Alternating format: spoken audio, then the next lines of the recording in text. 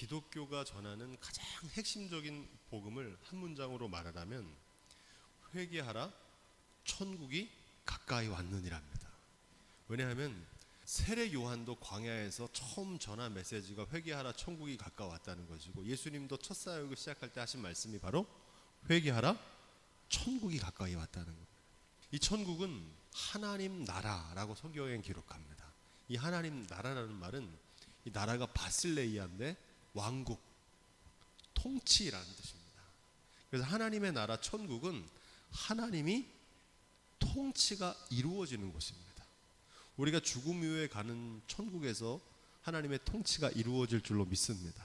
그뿐만 아니라 우리가 사는 이 세상도 하나님이 지으셨기 때문에 지금은 다른 것들이 왕노릇하지만 예수 그리스도 왕 되신 주님께서 오시는 날 하나님의 통치가 이루어질 줄로 믿습니다.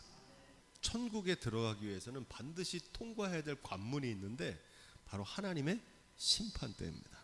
그것처럼 온 세상을 심판하시는 그 심판을 통해서 하나님의 통치가 이루어지고 있는 겁니다. 우리가 읽고 있는 요한계시록은 참 어려운 말씀인데, 특히 오늘 읽는 요한계시록 10장은 정말 어지간한 사람이 읽어서는 이게 도대체 무슨 말씀인지를 알 수가 없어요.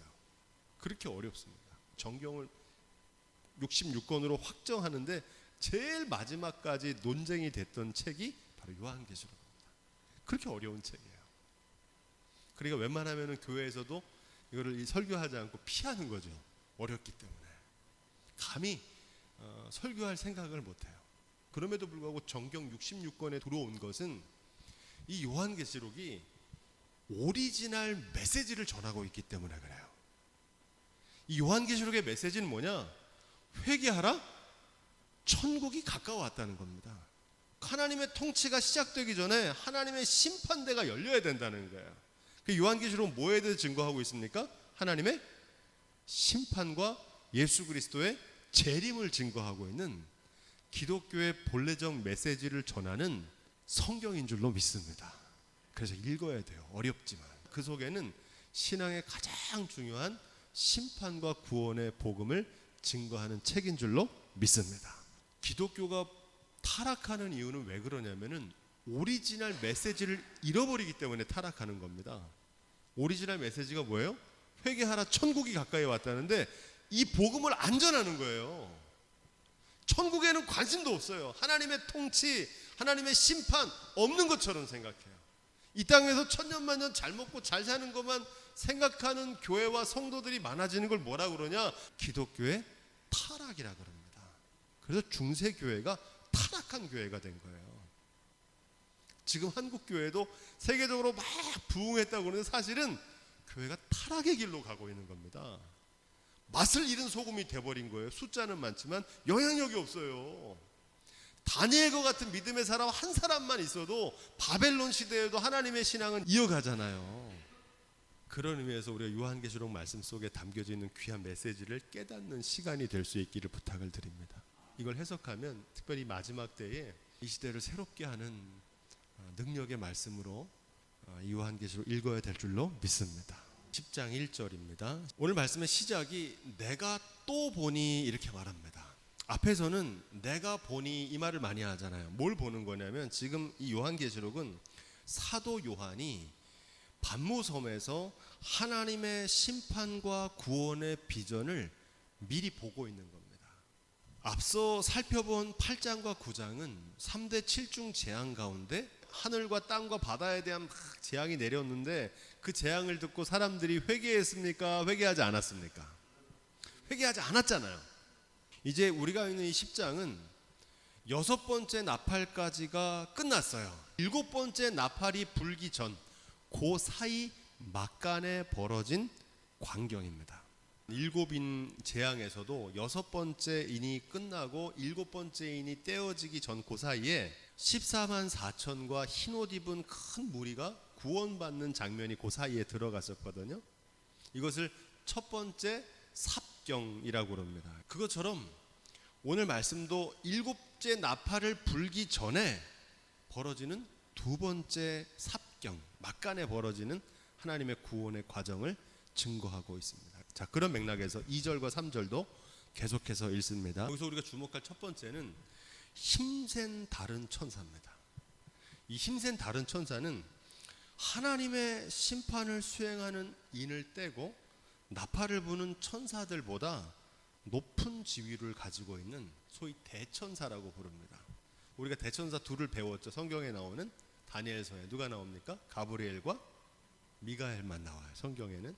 그런데 외경 에녹서나 이런 책에서는 다른 천사도 나옵니다. 라파엘도 나오고 우리엘도 나와요. 이 4대 천사라고 부르는데 하여튼 성경에 나오는 2명만 기억하면 돼요. 그 대천사들을 말합니다. 이 힘센 천사는 하나님의 심판을 우레소리로 지시하는, 우리가 앞에서 살펴본 네 생물 중에 하나가 우레소리 같이 말하되 오라 하기로 6장에 이렇게 나옵니다. 하나님의 심판을 수행하는 영적인 존재인 네 생물을 힘센 다른 천사다 이렇게 말합니다. 왜 다른 천사냐면 앞에서 말한 나팔 부는 천사하고 다른 천사, 더 높은 천사거든요.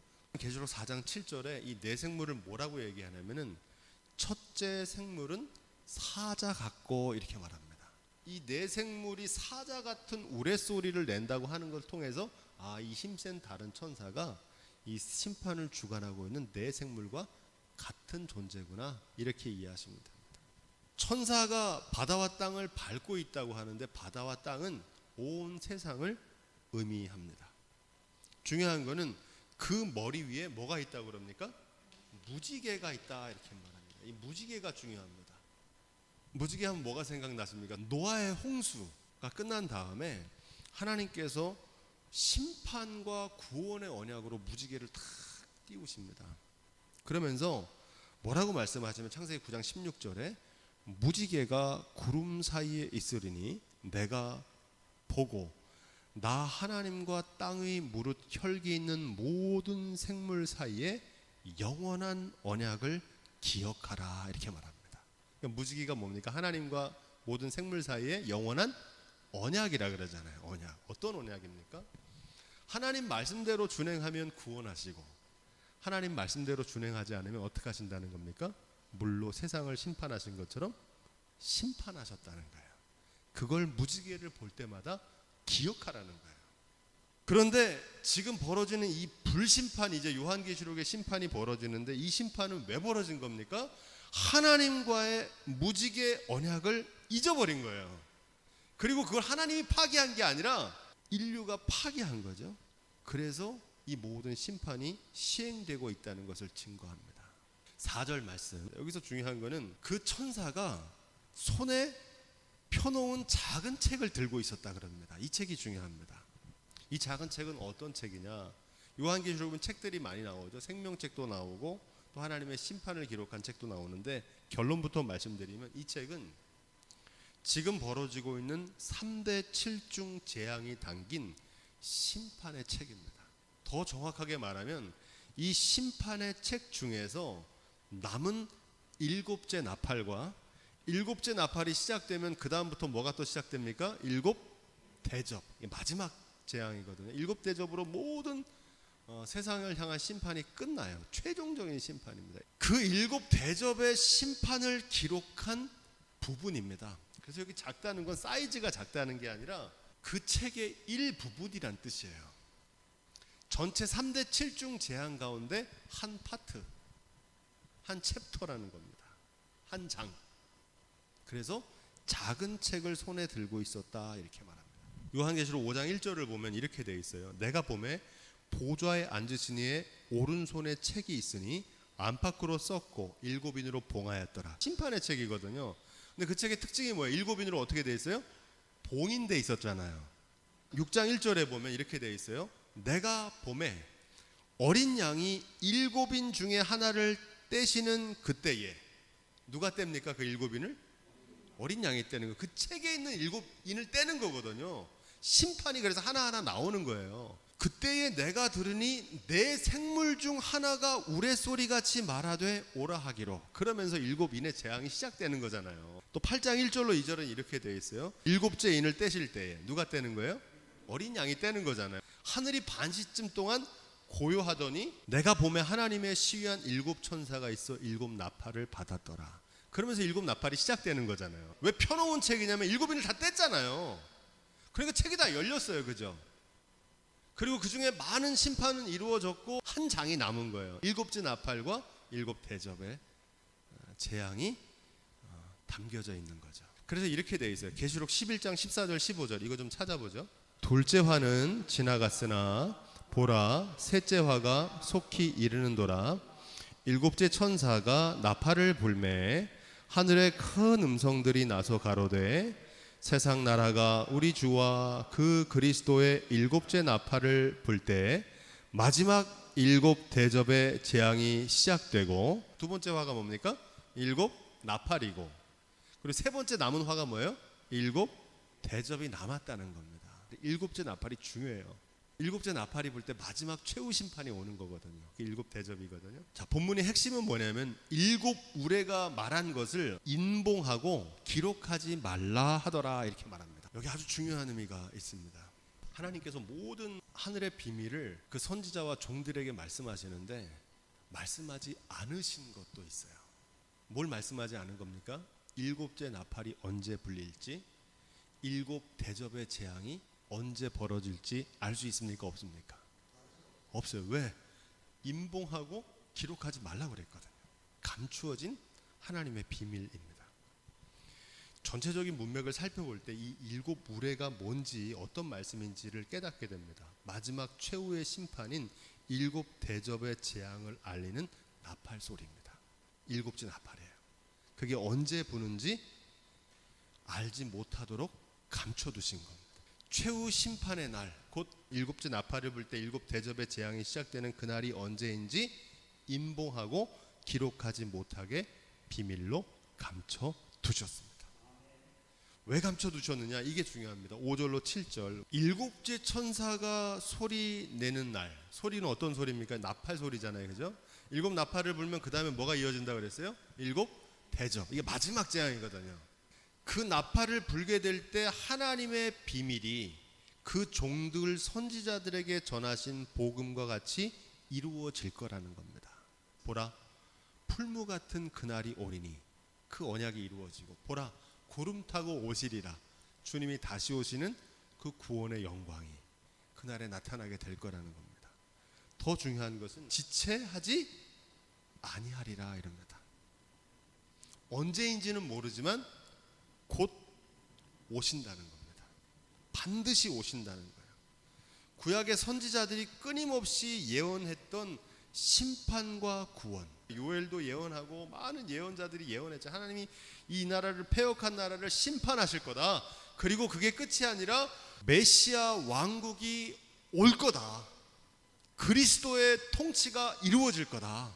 그 예언이 예수님의 초림으로 이루어졌고, 또 어떤 예언이 있습니까? 주님께서 다시 오셔서 세상을 심판하시고 하나님의 통치를 완성하실 거다. 그 예언도 이루어지게 될 거라는 겁니다.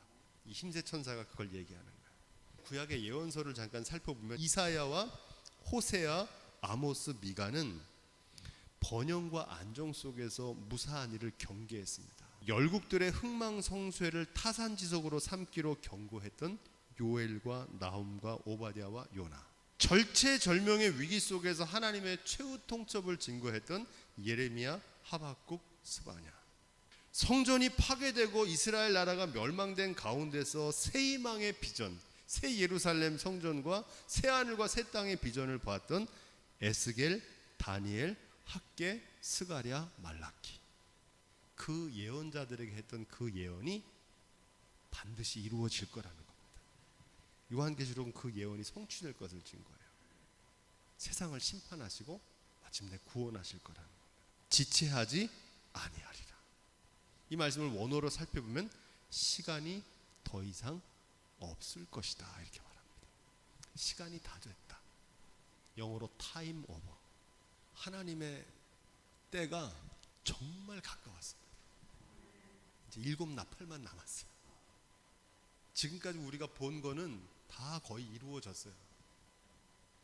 이제 일곱 나팔 언제인지 몰라요. 알 수도 없고 알 필요도 없어요.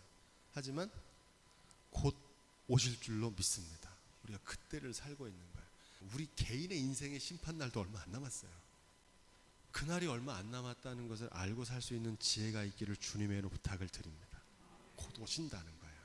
세례 요한은 뭐라고 얘기합니까? 도끼가 나무 뿌리에 놓였다 이렇게 얘기합니다.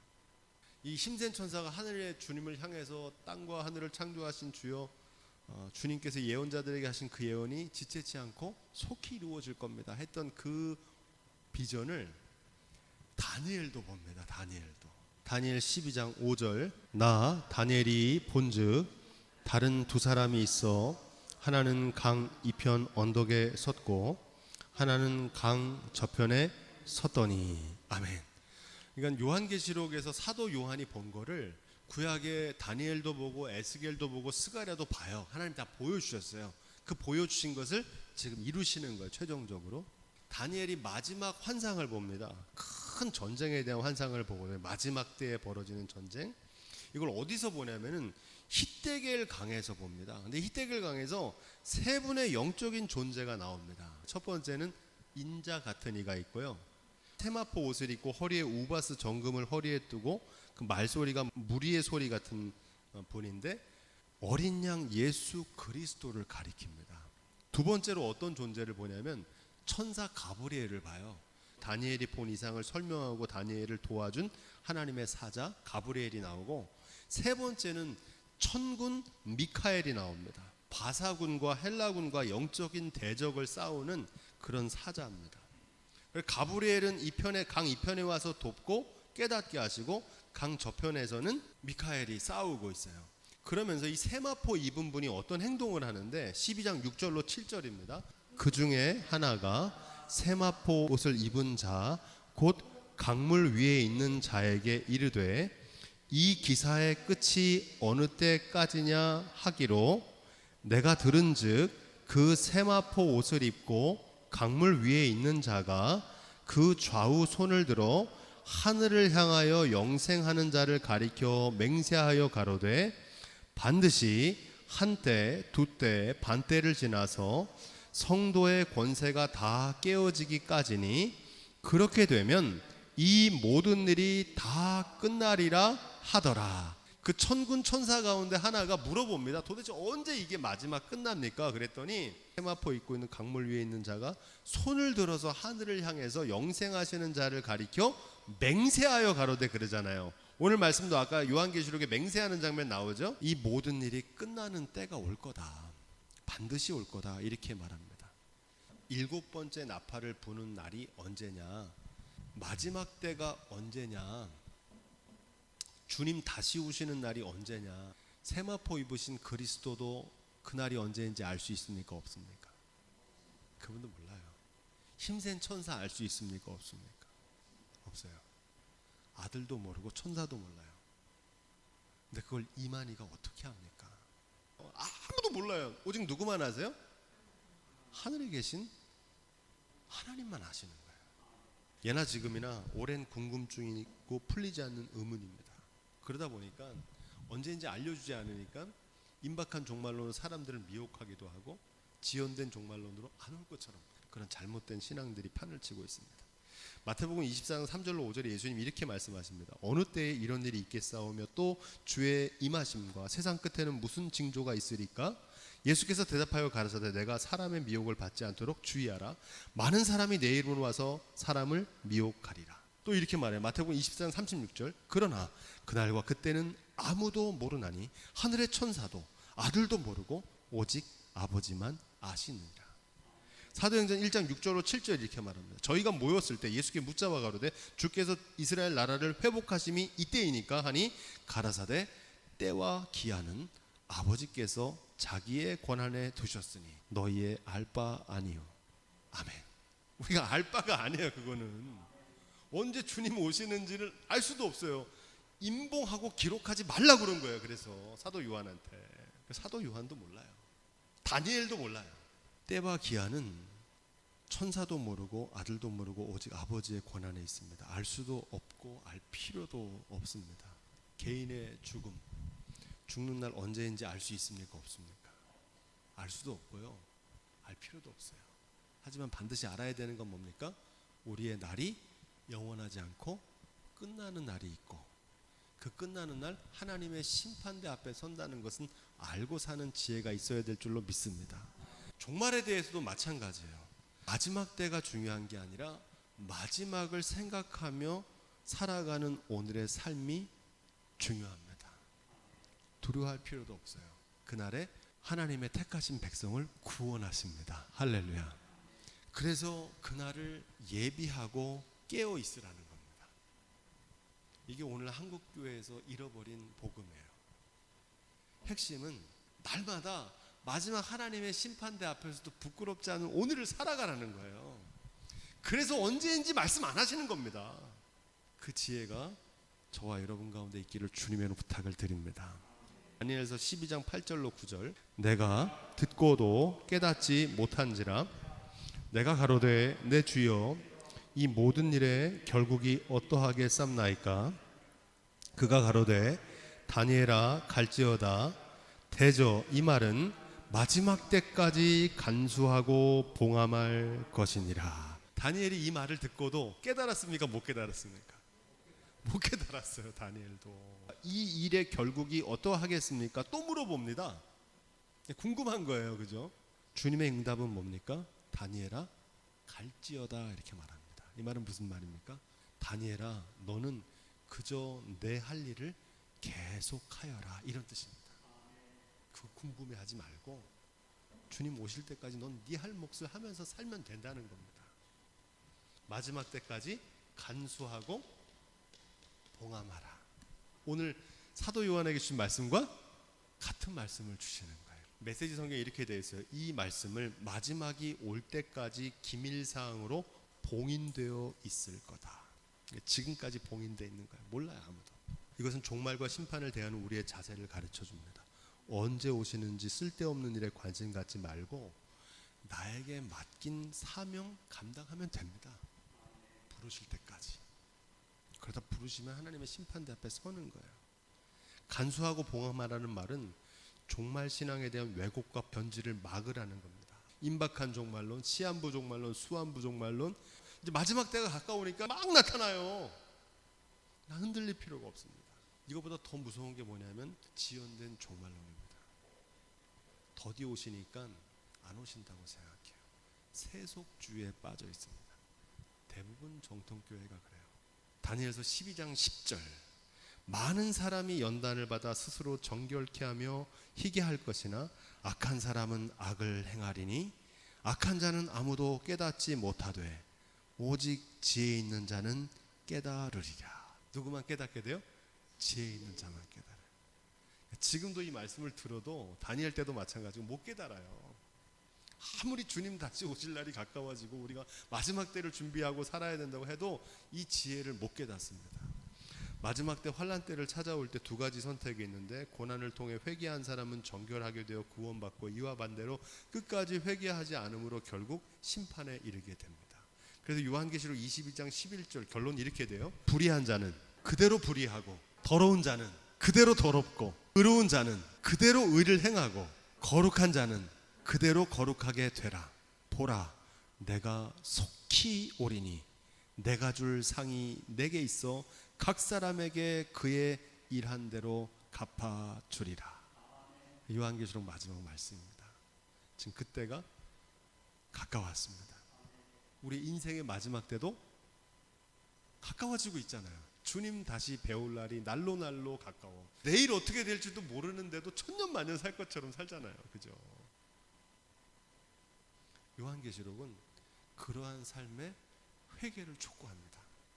하루라도 경건하고 진실하게 하나님의 자녀로 하나님의 청지기로 맡겨진 사명 감당하며 살아갈 수 있기를 주님으로 부탁을 드립니다. 오늘 지금 이 순간 마지막 날처럼 살면 날마다 은혜가 넘치고 감사가 넘칩니다. 기쁨이 있고 평강이 있어요. 이런 사람은 겁날 게 없어요. 이 지혜가 오늘 이 말씀을 읽는 저와 여러분 가운데도 이루어지기를 주님의 이름으로 축원드립니다.